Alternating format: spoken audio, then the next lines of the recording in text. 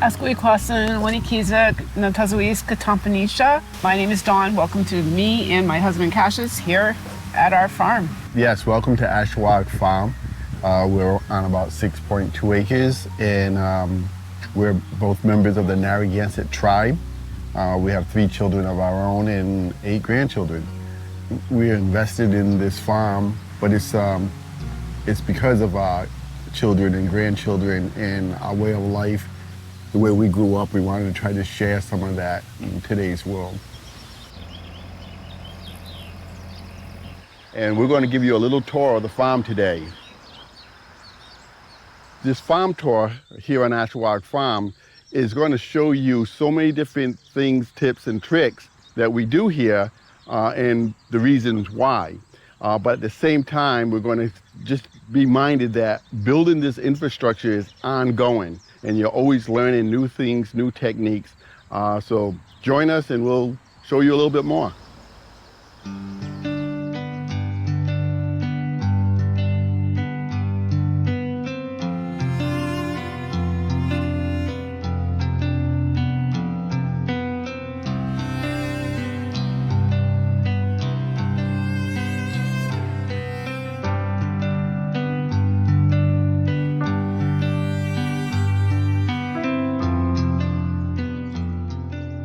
So one of the first things we want to talk about is our market garden. Our rows are 30 inches wide, and we have 18-inch pathways, and each row is 50 foot long, and you can stack as many as you want. The reason why is because all the equipment and tools that we use are set up for that standard. And it makes it very convenient to buy equipment that fits the whole application of what we're doing here.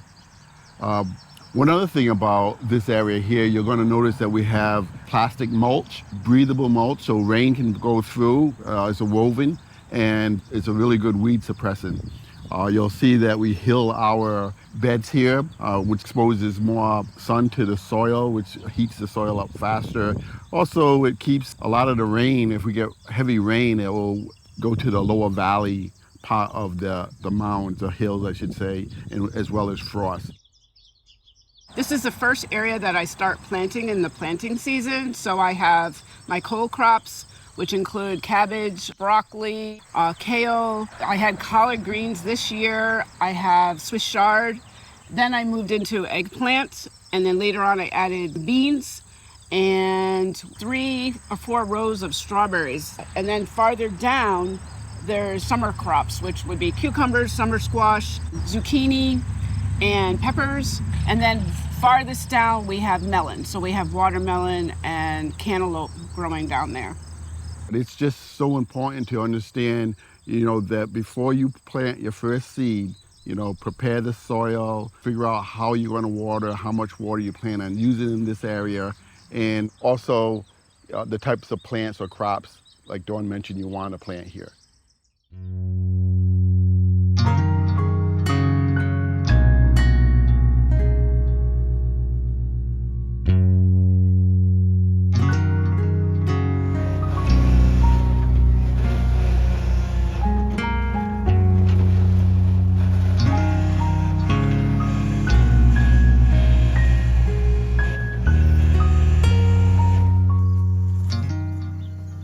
The tank will sit right over the center of these, and in the wintertime, it won't freeze because the mass of water will keep them warm.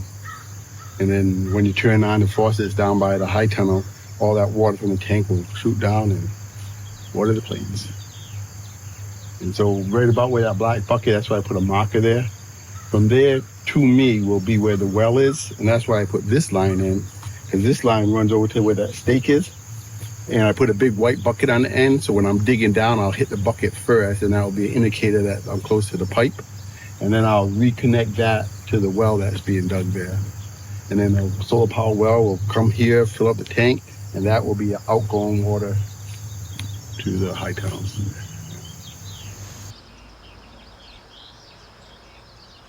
Okay, so again, through our tour, we want to show you different parts of the farm, but we also want to talk about water and how valuable water is, to the point where you try to minimize your water usage. And so what I have here is I have a little device that has a filter on it. As you can see, that filters out any sediment that you may have in the water. But more importantly than that, this actually attaches to your spigot here.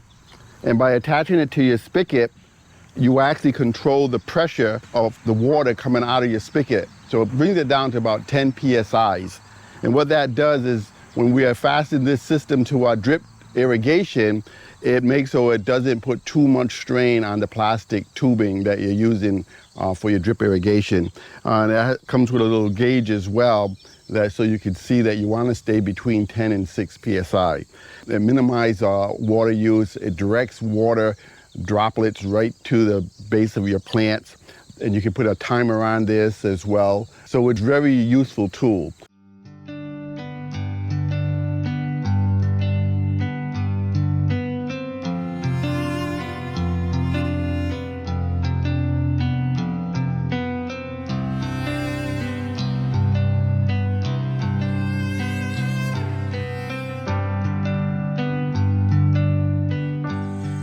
Okay, so we want to talk a little bit about high tunnels. So why do we have high tunnels? We have high tunnels because they extend our growing season, for one.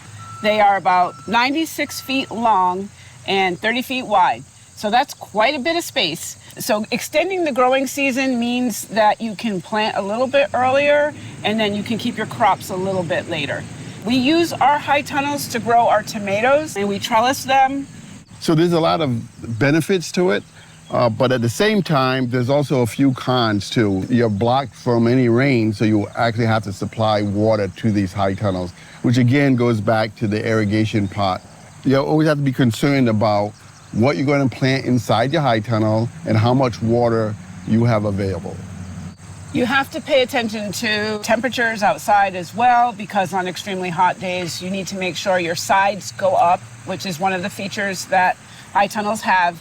So that on a hot day, you can roll it up and you can allow the airflow. Otherwise, you'll cook your plants. The temperature difference between inside there and out here can be anywhere from 10 to 20 degrees. So if it's 80 degrees out here, it's 100 degrees in there. You can do things to add to your space to make it more efficient, like adding fans and vents and heaters.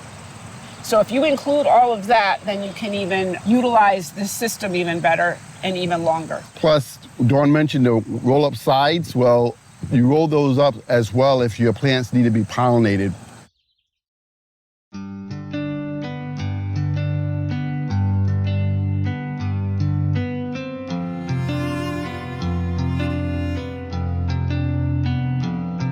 Every morning I come out here, usually anytime from 5:30 to 6:30.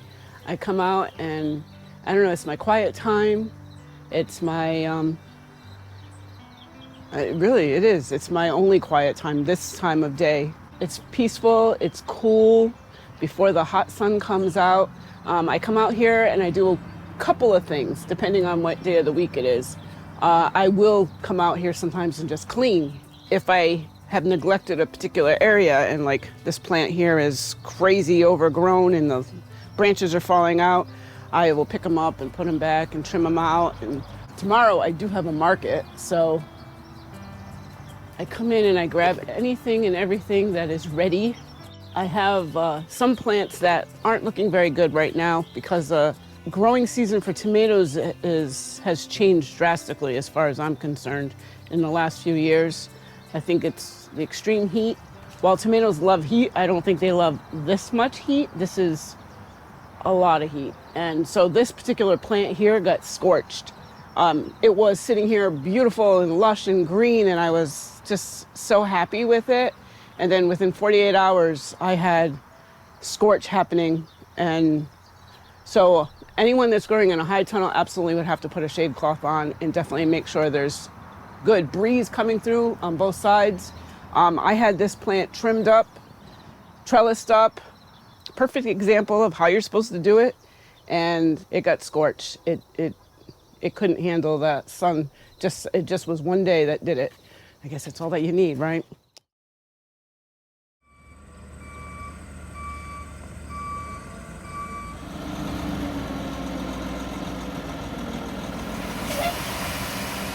Do you know what an access road is and why it's so important on a farm? Well, here on Ashawaug Farm, we put an access road in because we're trying to prevent heavy equipment and foot traffic on the soil, because soil gets compressed real easy. And we're doing everything we can to prevent soil compaction. So access road works very well if you use them. You know, it's easier said than done. There's a lot of work putting an access road in. Now this access road has to be a foot thick, 10 foot wide. We roll out some textile to prevent the undersoil from mixing in with the processed gravel that you see I put here on the top. It's just a long, time-consuming task to put an access road in. But it's very beneficial if you can do that to keep people from compacting your soil. When you're thinking about your farm and what the needs are, you need water, you need good soil. Obviously, you need the weather to cooperate. But the one thing that kind of gets overlooked at times is how you're going to move through your property, how you're going to load in and load out, say your produce, or if you're having an event or something and people are coming in, how they're getting in. And you don't want your cropland to be impacted by that flow of traffic on your space.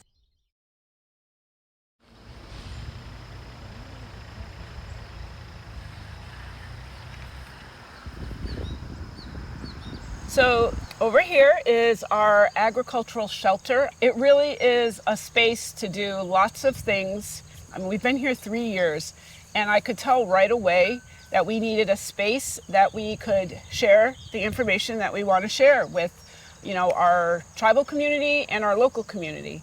And so the one thing that we were lacking was, a covered shelter space that we could use. A place for us to take care of our produce and prepare it to go out to the market. I see it as a space for us to hold classes and workshop. And honestly, I feel like it is a huge blessing to have received support to do this and get it done. My husband is the builder here. To have a space like this is not an easy feat, but I can see where any farm can use a covered space. You could also store your equipment under here, like the tractor, some of our larger pieces of equipment. So a lot of benefits to it. Yeah, shelter is so important on a farm. To have an area that you can go to just to get out of the sun is beneficial. But there's so many different uses that you can use a structure like this for. So our agricultural shelter is almost complete. We still have to add the roof to it, which will be very helpful because it will keep the rain out and provide the shade that we need. We have an opportunity here in this space to teach and share both art-related things, but also, agricultural things. I always say that what we like to focus on is the culture in agriculture, and with that comes lots of different classes, like anything from saving seeds to starting your seeds, transplanting, how to put your plants in the ground. And so this structure will be very helpful in that. I also see an opportunity here to do things with drawing classes. I do a lot of illustration around plant growth and our relationship to the plants. So I want to hold classes where I show people my perspective on how I see a plant growing and how I translate that into my art. So we'll have art sessions here, and people will get to come and they'll get to experience the farm, but also see it from an artistic and creative lens. So in addition to all of that, if you plan on putting a ag shelter on your property, all right, anything that you're going to do on your property, if it's access road or high tunnels or put your garden beds, you should make sure that your plan is solid to where if you're going to disturb the soil, disturb it once. So when we did this, we knew that it'd probably be a good idea to run water line underground underneath your access road. If you want to put some electrical to your building as well, you might want to take that into consideration. Also, your footings that you need for the shelter, you may want to think about where they're going to go and how much soil you're going to disturb for something like that.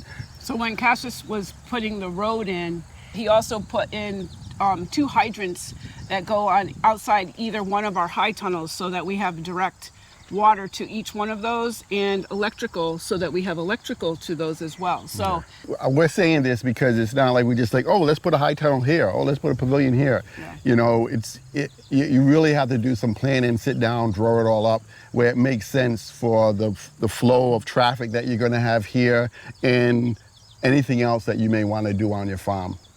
Now, before you start construction on your property, you should check with your local town hall or ordinance to make sure you have the permitting you need to do something like this. We also are trying to use a lot of traditional knowledge and mix that with more of the modern technology as well. So we actually built a weed-to in the back, where we're going to have this little village that kind of keeps us connected to our past and show a lot of different techniques of how we grew things pre-contact.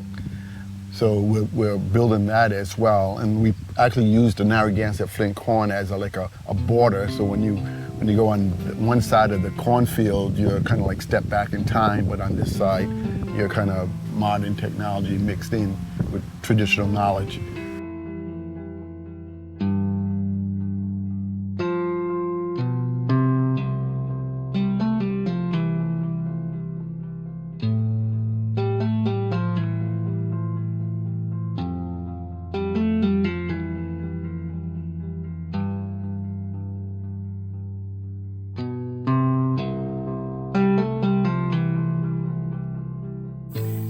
So this corn was planted this spring. If we follow gender roles within our tribal community, the fields are prepared by the men and the women plant the corn. So this corn you see here, I actually planted.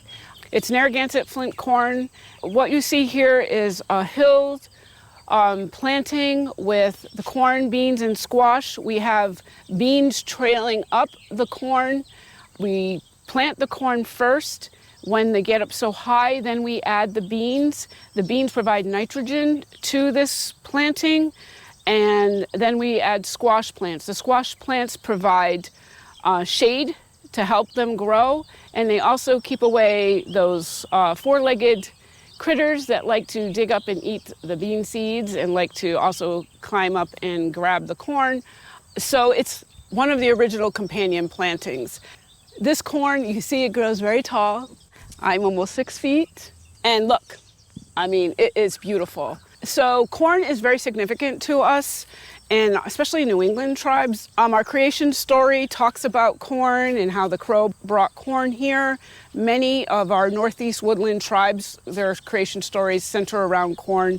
So we actually harvest this corn and then we braid it and hang it to dry. And once it's dried, we grind it and we use it as cornmeal. That meal we can use in a number of different ways. We make what people know as Johnny cakes today, or journey cakes. And journey cakes were made because once you make them, you can store them and carry them with you, so they last, and they're very easy to transport. They're not messy. But the corn is also used not only as a food, but it's also used in ceremony as well. So it's very significant to us culturally.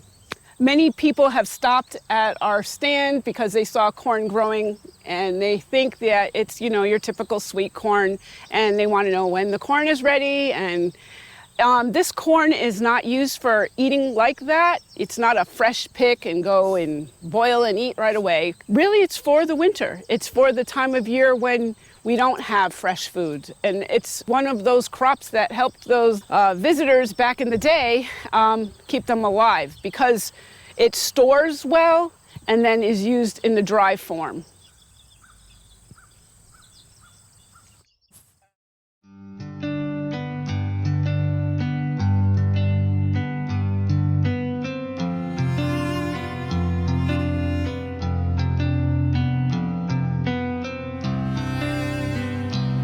Okay, so this is a mashoon, which is a dugout canoe, traditional for the Narragansetts.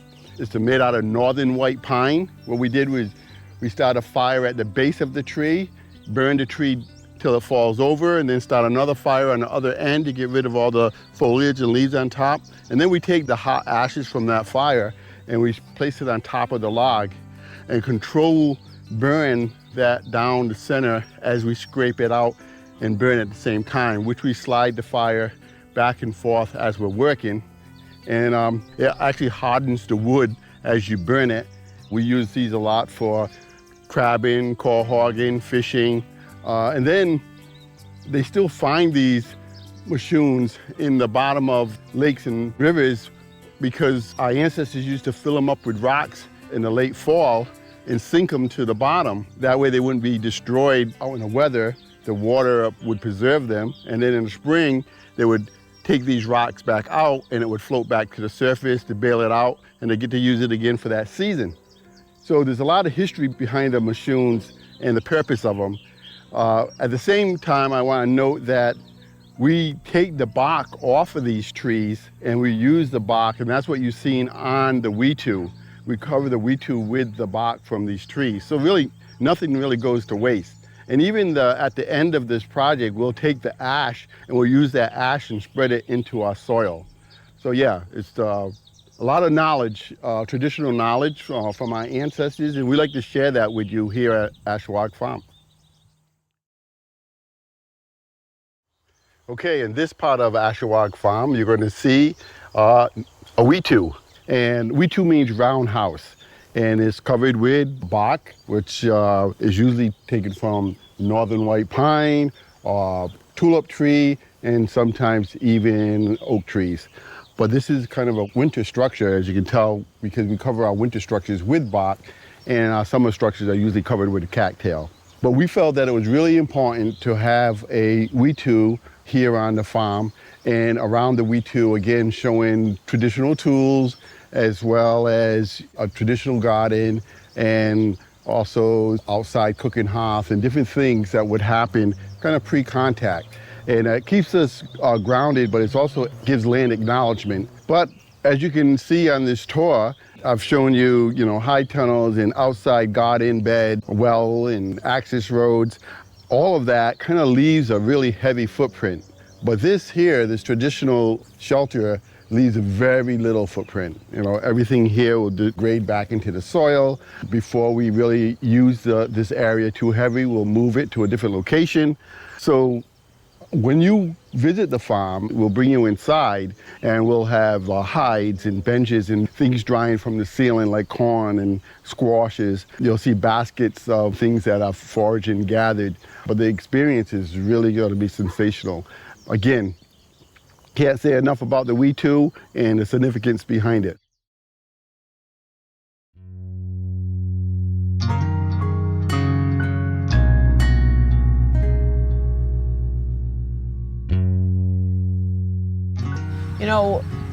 It's just beautiful in the backside of our property that it's an opportunity to have there's little pockets and little areas where you could just have little just peaceful moments. We want to have a trail that has plants identified and labeled, but also little seating areas where you can just relax and take time out. And so that's when he was saying that this being a kind of a place for people, we want people to know that you can come here and kind of recharge, You might want to tap into our website, right? And learn a little bit more about the different things that we can do here on Ashawaug Farm. I don't know. But anyway, there's so much to learn here on Ashawaug Farm. By the time you're finished, you should be able to, they say 4 things, I believe it is, plant, harvest, store, and package. So we'll teach you those things here on Ashawaug Farm.